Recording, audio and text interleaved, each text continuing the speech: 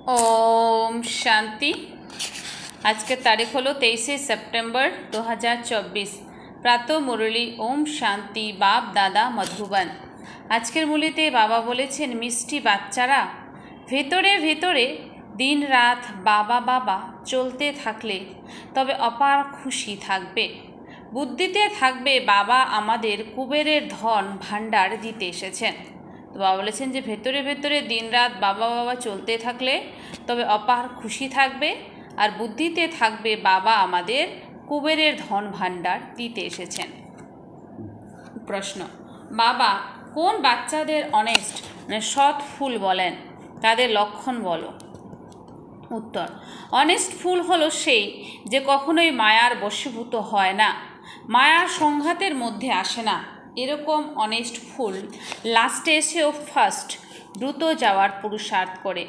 তারা পুরনোদের থেকেও এগিয়ে যাওয়ার লক্ষ্য রাখে, নিজেদের অবগুণকে বের করে দেওয়ার পুরুষার্থে থাকে, অপরের অবগুণকে দেখে না।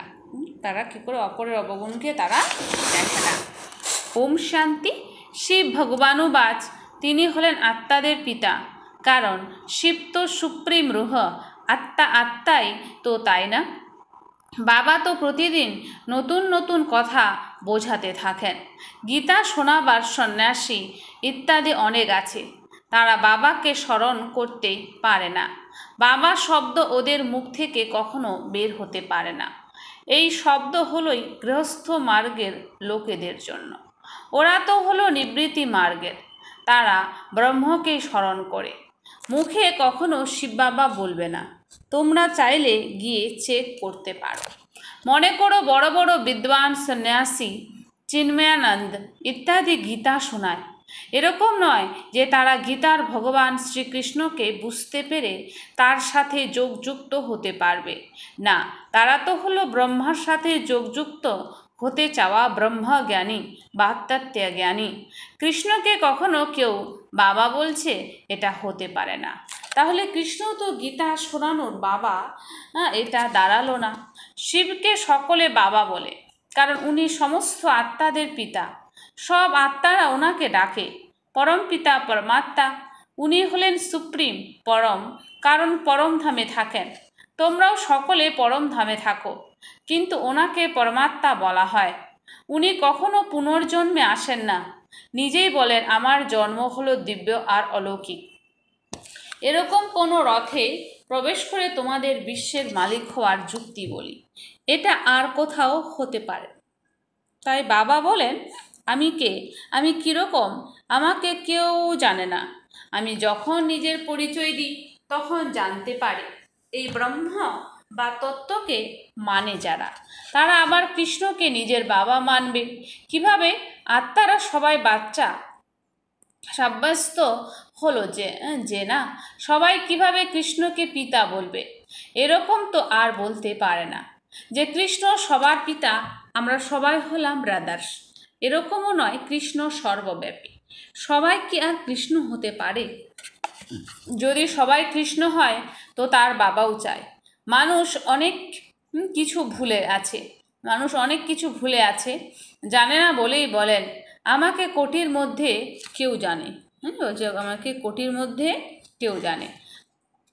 কৃষ্ণকে তো যে কেউই জেনে যায়, বিদেশের সবাইও তাকে জানে।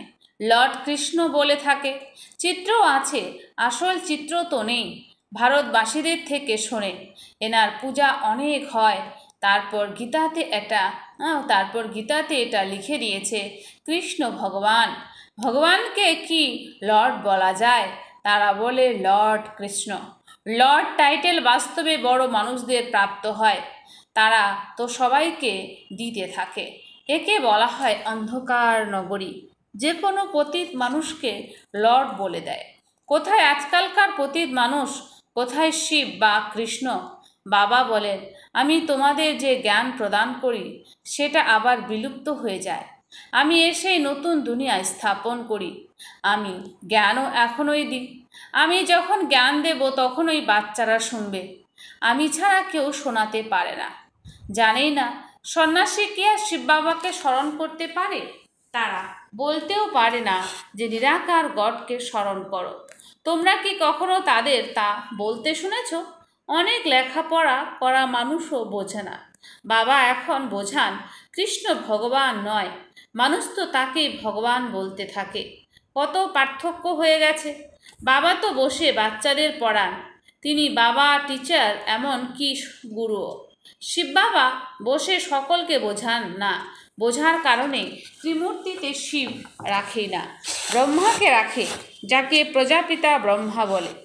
প্রজাকে রচনা করেন যিনি, কিন্তু ওনাকে ভগবান বলা হবে না। ভগবান প্রজা রচনা করেন না। ভগবানের তো সকল আত্মারা হলো বাচ্চা, আবার কারোর দ্বারা প্রজা রচনা করেন।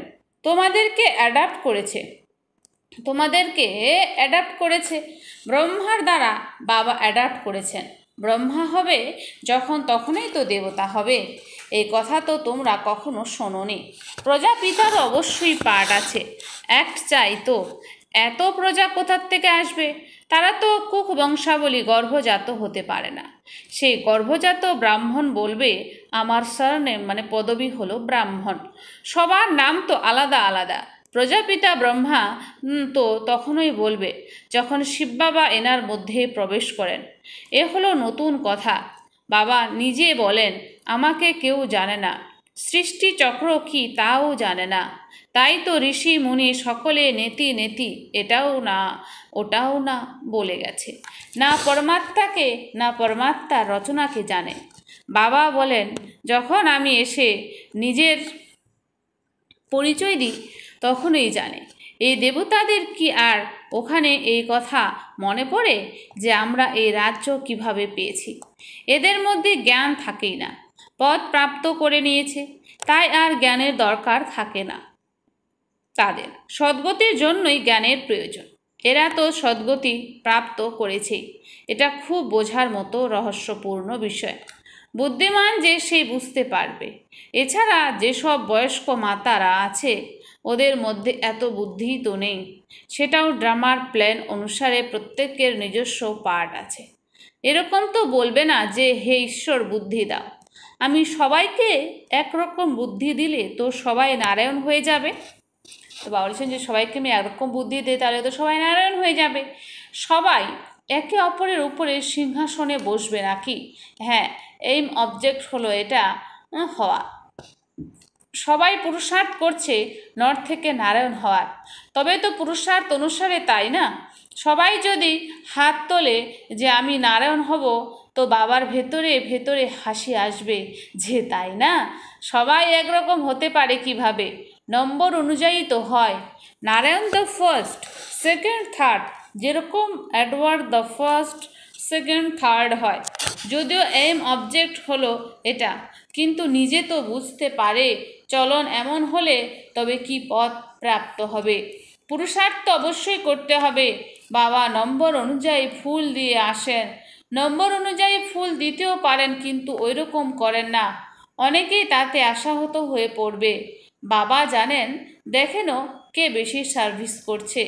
এ তো খুব ভালো ফুল, শেষে তো নম্বর অনুযায়ী হয়। অনেক পুরনোরাও বসে আছে, কিন্তু তাদের মধ্যে নতুন নতুন বড় বড় ভালো ফুল আছে। বাবা বলেন এ তো নম্বর ওয়ান অনেস্ট ফুল, কোনো দ্বিধা দ্বন্দ্ব ঈর্ষা ইত্যাদি এর মধ্যে নেই। অনেকের মধ্যে কোনো না কোনো ঘাটতি অবশ্যই আছে, কাউকে তো সম্পূর্ণ বলা যায় না। 16 কলা সম্পূর্ণ হওয়ার জন্য অনেক পরিশ্রমের দরকার। এখন তো কেউ সম্পূর্ণ হতে পারে না। এখন তো ভালো ভালো বাচ্চাদের মধ্যেও অনেক ঈর্ষা রয়েছে, ঘাটতি তো আছে। বাবা জানেন সকলে কেমন পুরুষার্থ করছে। দুনিয়ার লোকেরা কি জানে? তারা তো কিছুই বোঝে না, খুবই কম বোঝে। গরিব যে তাড়াতাড়ি বোঝে। অসীম জগতের বাবা পড়াতে এসেছেন, সেই বাবাকে স্মরণ করলে আমাদের পাপ খণ্ডন হবে। আমরা বাবার কাছে এসেছি, বাবার থেকে নতুন দুনিয়ার উত্তরাধিকার অবশ্যই প্রাপ্ত হবে। নম্বর অনুযায়ী তো হয়ে থাকে। 100 থেকে শুরু করে 1 নম্বর পর্যন্ত বাবাকে জেনে নিয়েছে। একটু যদি শুনে থাকে তো অবশ্যই স্বর্গে যাবে। 21 জন্মের জন্য স্বর্গে আসা কি কিছু কম ব্যাপার? এরকম তো নয় যে কেউ মরলে পরে বলবে 21 জন্মের জন্য স্বর্গে গেছে। স্বর্গ আছেই বা কোথায়? কীরকম মিসআন্ডারস্ট্যান্ডিং, ভুল বোঝাবুঝি করে দিয়েছে। বড় বড় ভালো লোকেরাও বলে দিয়েছে অমুকে স্বর্গে গেছেন। স্বর্গ বলে কাকে? অর্থ কিছুই বোঝে না।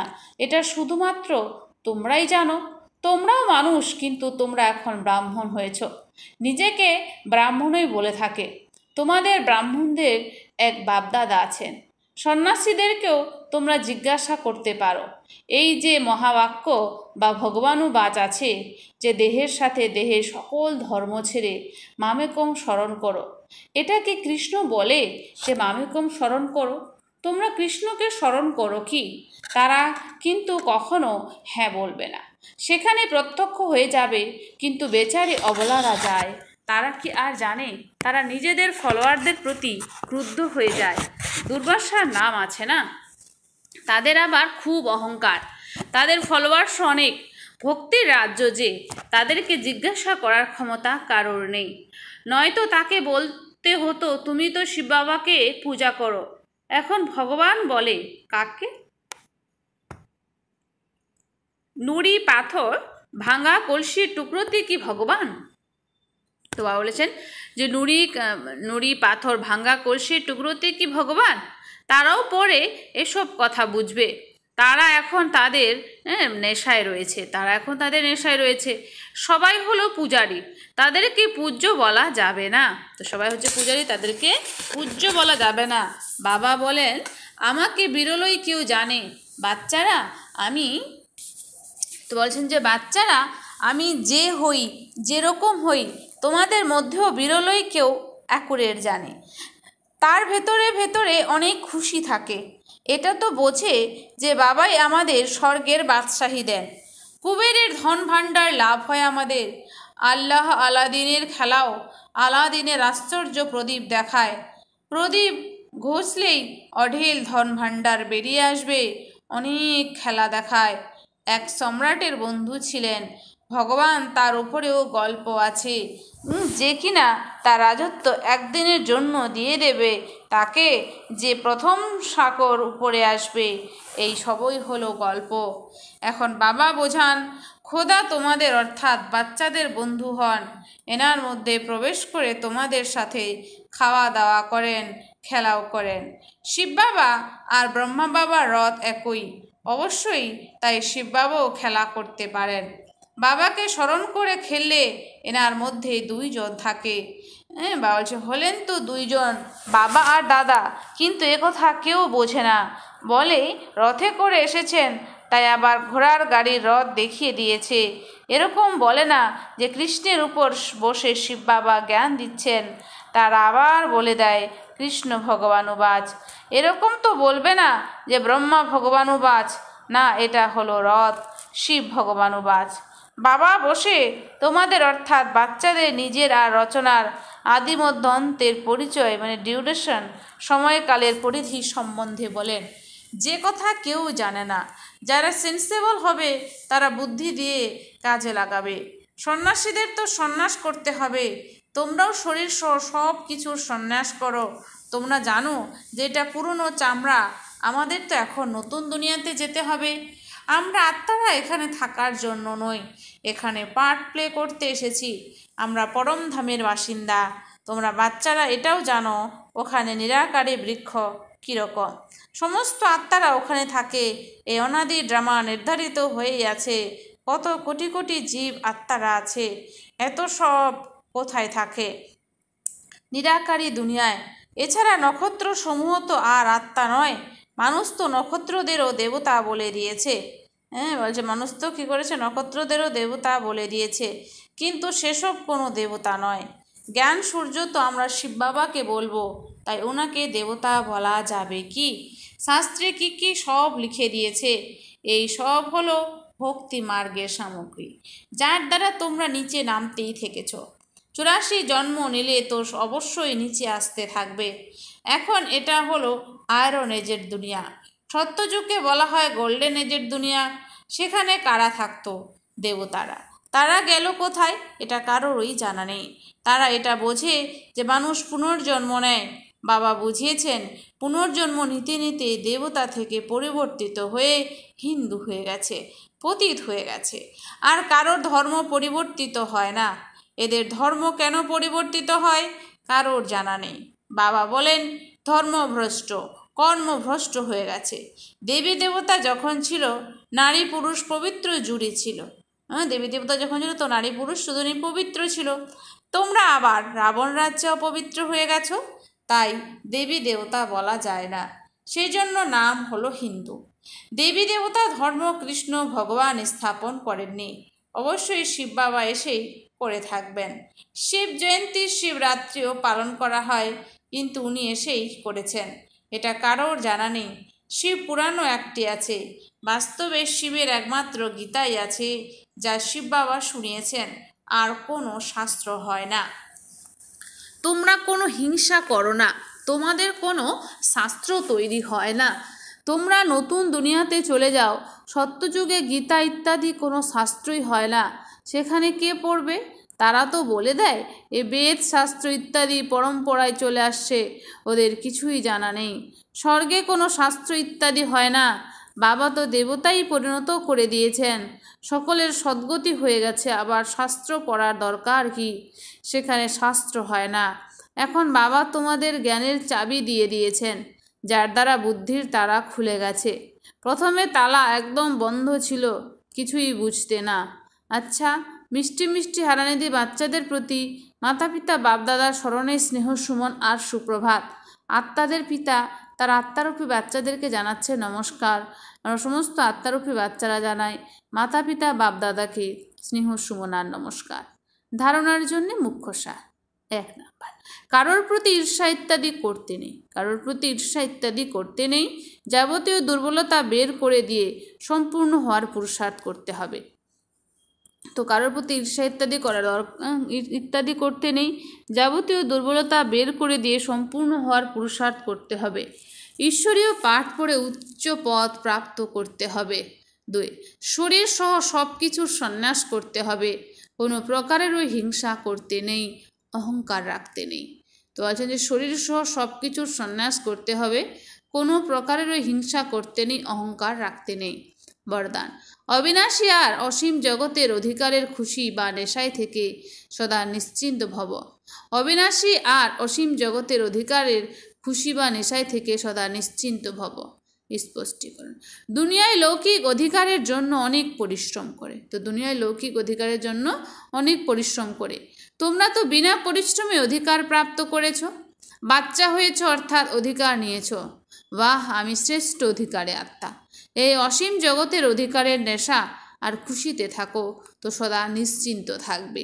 এই অবিনাশী অধিকার নিশ্চিন্ত রূপে আছে, যেখানে নিশ্চিন্ত থাকে সেখানে নিশ্চিন্ত থাকে। বা বলছে যেখানে নিশ্চিত থাকে সেখানে নিশ্চিত থাকে। নিজের সকল নিশ্চিত থাকে সেখানে নিশ্চিন্ত থাকে। আর নিজের সকল দায়িত্ব বাবাকে অর্পণ করে দাও, তো সকল চিন্তা থেকে মুক্ত হয়ে যাবে। আর নিজের সকল দায়িত্ব বাবাকে অর্পণ করে দাও, তো সকল চিন্তা থেকে মুক্ত হয়ে যাবে। স্লোগান, যারা উদার চিত্ত বিশাল হৃদয়ের অধিকারী হয় তারাই হলো একতার ভিত্তি। যারা উদার চিত্ত বিশাল হৃদয়ের অধিকারী হয় তারাই হলো একতার ভিত্তি। আচ্ছা, ওম শান্তি। ধন্যবাদ বাবা আজকের এই সুন্দর